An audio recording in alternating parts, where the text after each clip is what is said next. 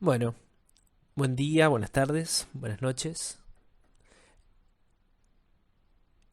Llegamos finalmente a la última parte, a la última clase de esta última parte de la materia, en donde transitamos la farmacología del dolor.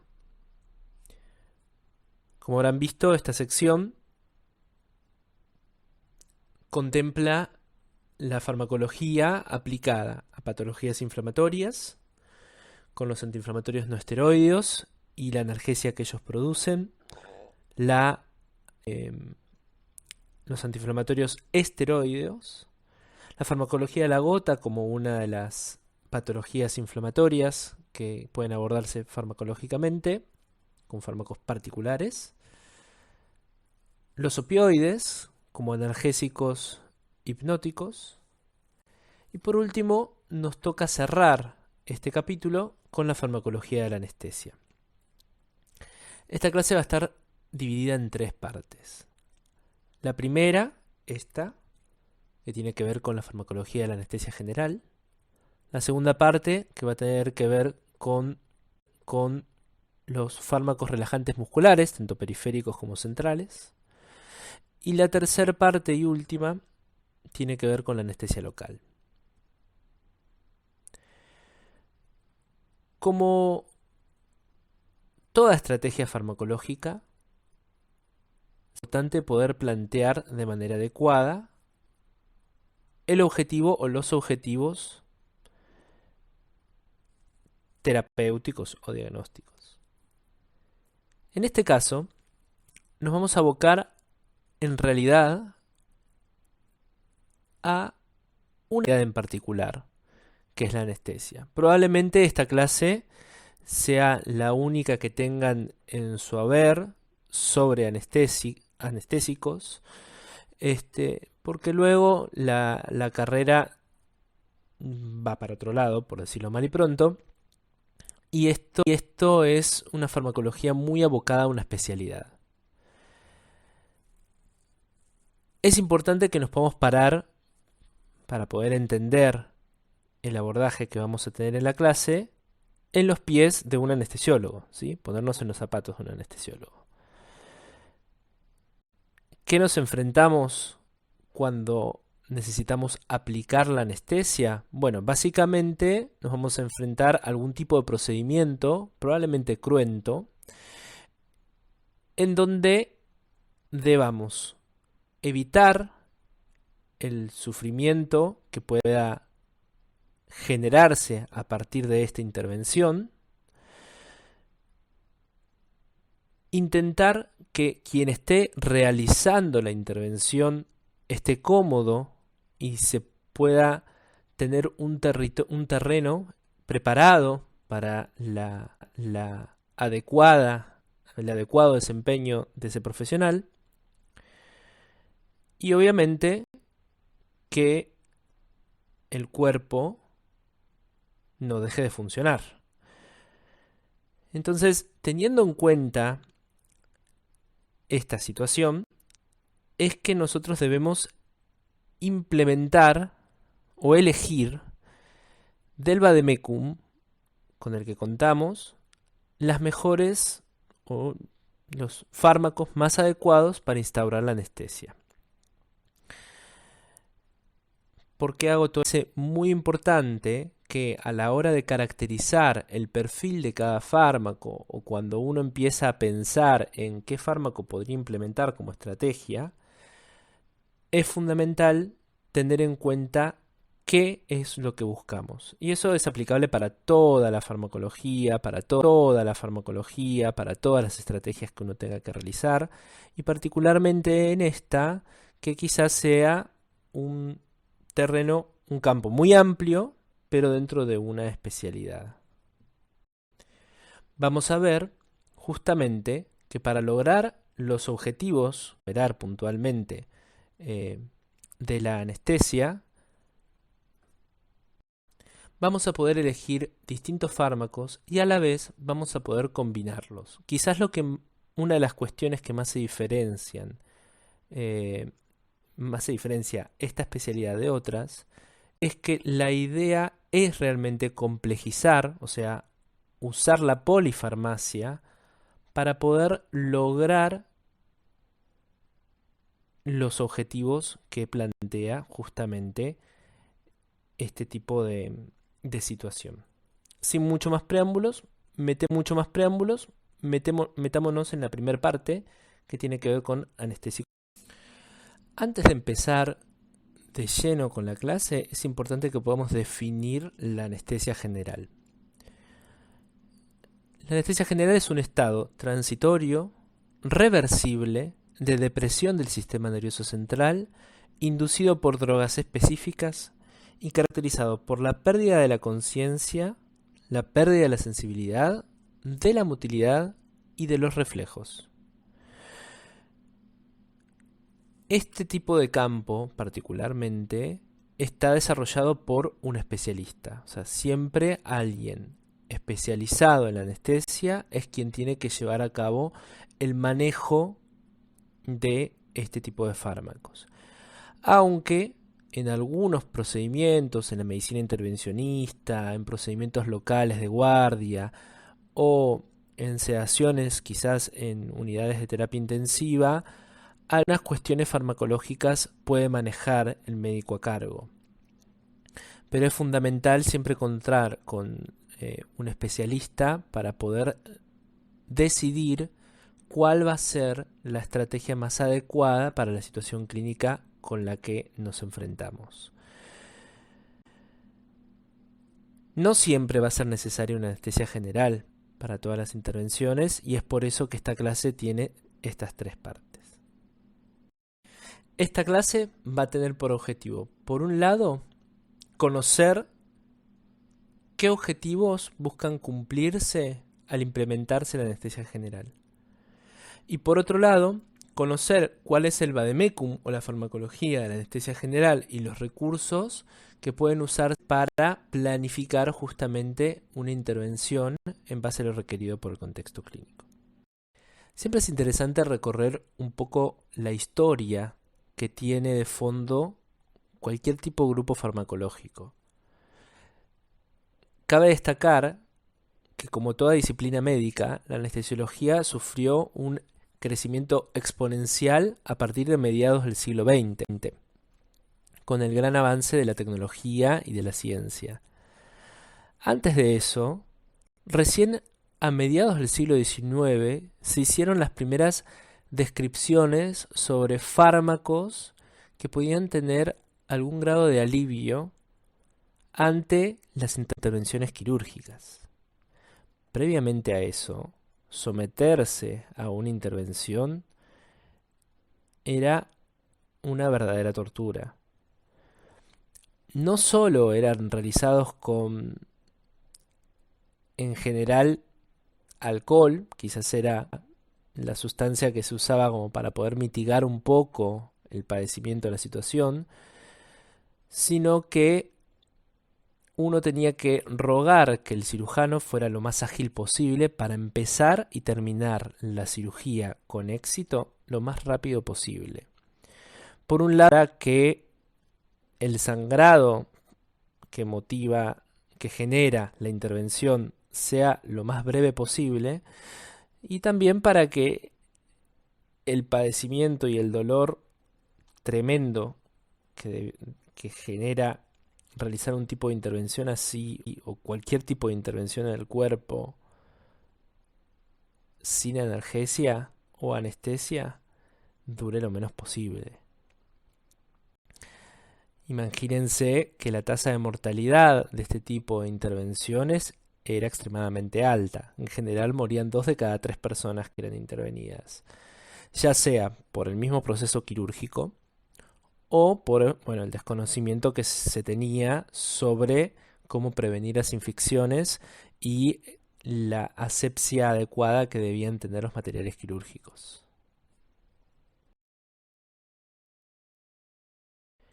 Y a modo de curiosidad, uno de los primeros fármacos que se describió con la posibilidad de usarse como medicamento analgésico para los procedimientos quirúrgicos fue descubierto por la observación de una muestra de lo que sería una especie de circo, en donde se distribuía un gas que generaba risa. Este gas hilarante que en ese momento se había descrito y se conoce hoy como óxido nitroso, que su inhalación produce efectivamente risa. Y Horacio, vio que uno de los presentes, al haber inhalado el gas y haberse producido una lesión, no pareciera haberse inmutado por la misma. No refería dolor ni ningún tipo de molestia. Como él era dentista, justamente decidió empezar a implementar este tipo de procedimiento con la previa administración de óxido nitroso. De hecho, su extracción dentaria, o sea, un profesional le extrae a él un diente bajo los efectos del óxido nitroso y no lo padece realmente. Quizás una de las más cómicas de la situación es que él, en la demostración del procedimiento bajo el efecto del óxido nitroso en una persona, esa persona se queja de dolor durante la intervención, por lo tanto se consideró la muestra como un fiasco.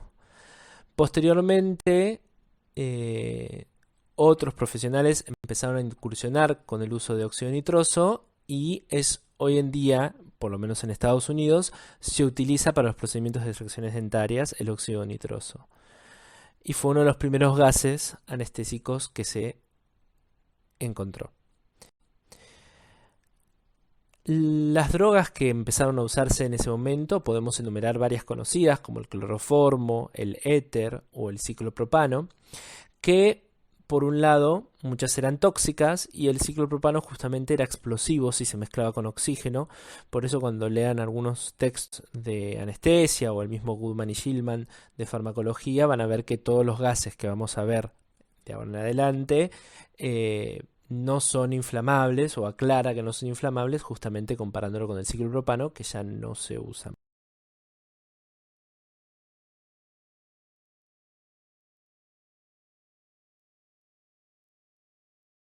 Para poder implementar una estrategia exitosa farmacológica, se deben conocer en detalle cuáles son los objetivos de la anestesia general, como en cualquier estrategia farmacológica. Podemos mencionar 4 objetivos fundamentales de la anestesia general. El primero es el bloqueo sensitivo. Diferenciamos anestesia de analgesia porque la anestesia bloquea la transmisión de todos los impulsos sensitivos. No solamente se debe bloquear la transmisión del impulso doloroso, sino que también se pueden bloquear otros impulsos sensitivos, como puede ser la propiocepción, el tacto grueso, el tacto fino, la percepción de temperaturas, ¿sí? La analgesia es fundamental que esté presente. Por otro lado, otro de los objetivos fundamentales de la anestesia general es el bloqueo de la conciencia. Vamos a inducir un estado de coma farmacológico al paciente para que no despierte ante un estímulo que sería doloroso, ¿sí? Puede haber distintos grados de bloqueo de la conciencia, puede haber una sedación o una tendencia al sueño y no necesariamente el paciente esté dormido, pero lo clásico es que el paciente esté dormido o por lo menos no recuerde cómo fue la intervención quirúrgica. Por último, tenemos otros 2 objetivos fundamentales de la anestesia, que son el bloqueo neuromuscular o la inmovilidad que tiene que presentar el paciente para que justamente no haya ningún reflejo muscular que pueda aparecer de manera inadvertida y complicar la intervención quirúrgica, y el bloqueo autonómico, o sea, poder controlar los reflejos vegetativos para propiciar un terreno adecuado para la intervención y que el paciente siga con vida. Vuelvo de nuevo a lo que decía en las primeras filminas. Debemos ponernos en los zapatos del anestesiólogo para poder entender la situación y los objetivos de la anestesia general.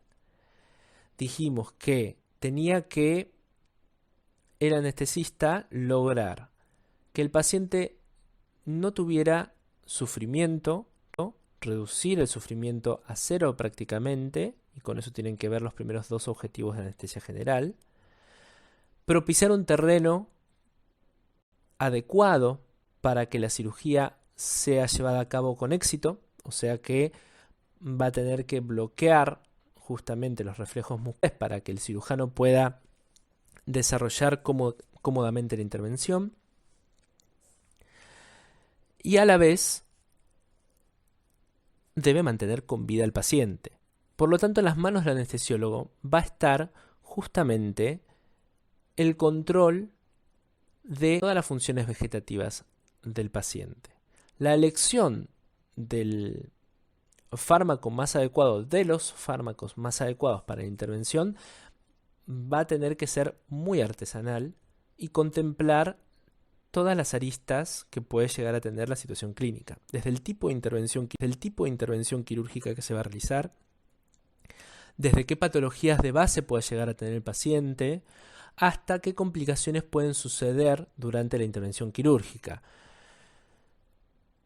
Puede haber reflejos autonómicos indeseados que haya que controlar en el momento. Puede haber efectos de los fármacos que nosotros estamos implementando que puedan ser previstos y evitados con algún otro tipo de fármaco o con el uso preventivo de algún fármaco que lo pueda contrarrestar. Y también puede haber algunos objetivos adicionales que puedan sumar según la intervención quirúrgica que se desarrolle. Por ejemplo, una hipotensión controlada para evitar el sangrado excesivo y exponer al paciente y no exponer a un paciente a un riesgo de un shock hipovolémico, o una hipotermia controlada, un descenso de la temperatura corporal controlado para evitar isquemias o para disminuir la tasa metabólica de los tejidos y disminuir la posibilidad de isquemia o de muerte del tejido. Así que, como verán, la elección de los fármacos va a requerir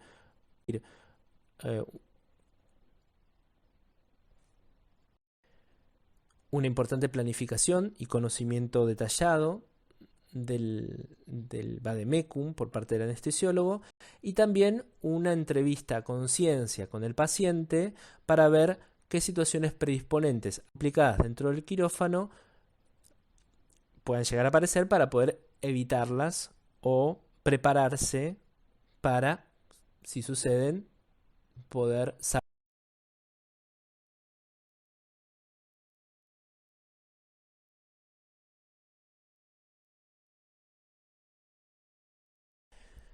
Podemos discriminar distintas etapas de la anestesia.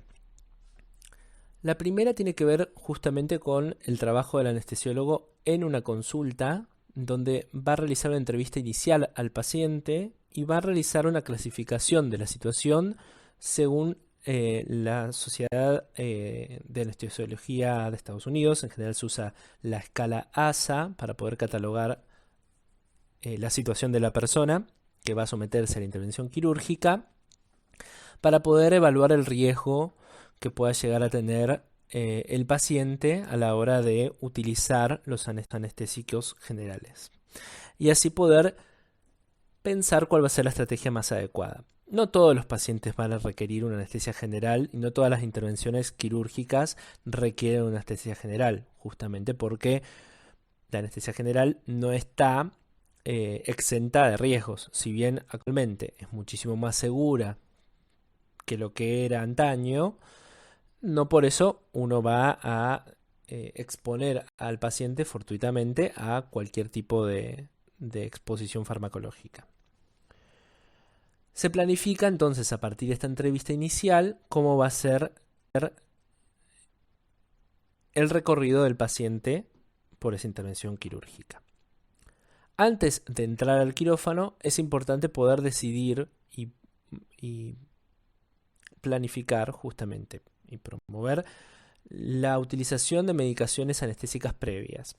No todas las, o sea, todas las intervenciones quirúrgicas, algunas no requieren ningún tipo de intervención particular, pero hay otras que requieren una quimioprofilaxis, o sea, utilizar antibióticos previos, instaurar un plan antibiótico previo para evitar complicaciones posteriores, o utilizar una sedación para disminuir la ansiedad del paciente o por lo menos producirle una amnesia anterógrada para que el paciente no recuerde todos los preparativos que a veces pueden generar algún tipo de trauma.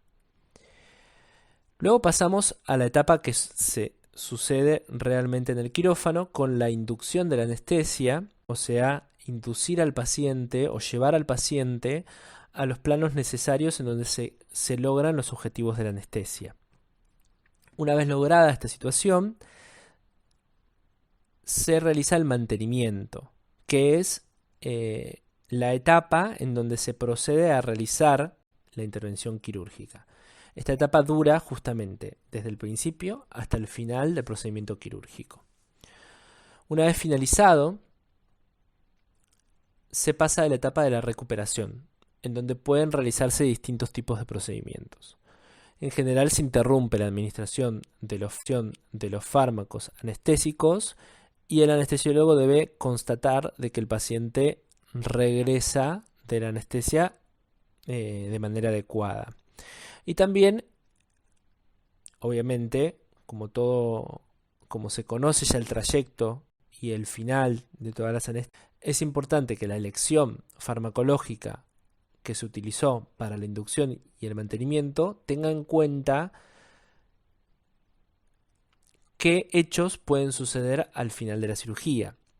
Poder decidir también, al dar el alta de la anestesia, cuál es la estrategia farmacológica con la que va a continuar el paciente, cuál va a ser la analgesia requerida para los días posteriores y la elección de los fármacos anestésicos para inducción y mantenimiento tienen que contemplar que muchos pueden producir náuseas y vómitos y por lo tanto elegir aquellos que produzcan la menor tasa de estos efectos adversos o dejar justamente fármacos que puedan prevenir este tipo de efecto adverso. Para llevar a cabo cualquiera de estas etapas se utilizan distintos fármacos. En general, lo que se busca es minimizar todos los posibles efectos nocivos y asegurar el bienestar y confort del paciente y también de aquellos que llevan a cabo el procedimiento. Solo a título informativo les dejo esta filmina, que es más que nada para que ustedes puedan ver cómo el anestesiólogo piensa en la primera entrevista para poder planificar y orientar la estrategia anestésica. Se usa la clasificación de la ASA y es fundamental poder conocer las patologías previas que puede tener el paciente para poder elegir de manera más adecuada los fármacos. Claro, los fármacos que uno elige no están exentos de tener impacto sobre distintas funciones vegetativas. Y si el paciente ya viene con algún tipo de cardiopatía severa o descompensada, alteraciones orgánicas vasculares sistémicas, o está actualmente con una insuficiencia cardíaca, respiratoria y renal severas, claramente los efectos que pueda llegar a tener medicación anestésica, que ya de por sí son previsibles, sobre pacientes que ya tienen algún grado de alteración en el aparato cardiovascular o en sus funciones vegetativas, puede ser catastrófico si uno no elige adecuadamente el fármaco. Por eso, los distintos perfiles farmacológicos hay que poder conocerlos en detalle, por lo menos para el anestesiólogo, y poder implementarlos de manera racional y a conciencia a la hora de comenzar la inducción y el mantenimiento anestésico.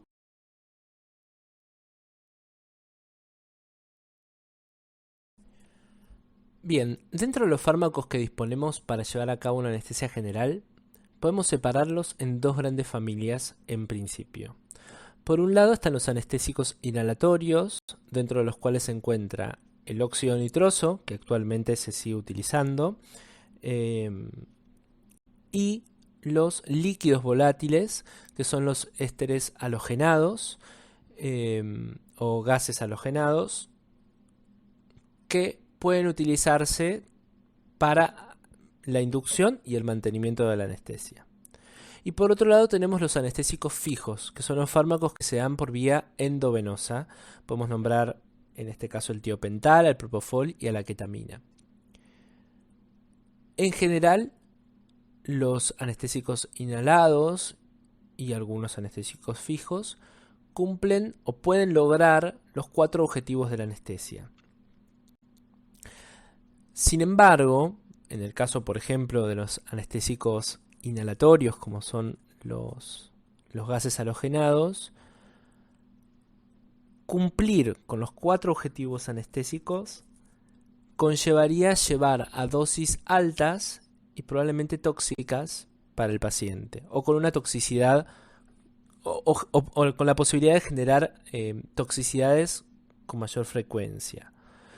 Por lo tanto, muchas veces los anestesiólogos lo que deciden es poder utilizar combinaciones de fármacos para poder disminuir la dosis y prevenir distintas complicaciones o efectos tóxicos que pueden tener los fármacos. Para lograr cada uno de los objetivos de la anestesia general, tampoco es necesario utilizar los anestésicos propiamente dichos. Por ejemplo, la analgesia no solamente puede lograrse con los anestésicos inhalatorios, sino también puede lograrse con opioides. El remifentanilo, el fentanilo y el sulfentanilo son opioides potentes que pueden utilizarse para la anestesia. El bloqueo de la conciencia puede utilizarse, así como anestésicos inhalatorios, pueden utilizarse otros fármacos que puedan inducir una pérdida de la conciencia, como pueden ser las benzodiazepinas, por lo menos en la parte de la inducción anestésica. El bloqueo neuromuscular, si bien puede lograrse con los gases inhalados, también se utilizan fármacos que van a ser protagonistas de la segunda parte de la clase, como los relajantes musculares periféricos. Y para el bloqueo autonómico pueden utilizarse distintos fármacos que ya hemos visto en clases anteriores, o fármacos que bloqueen los ganglios autonómicos.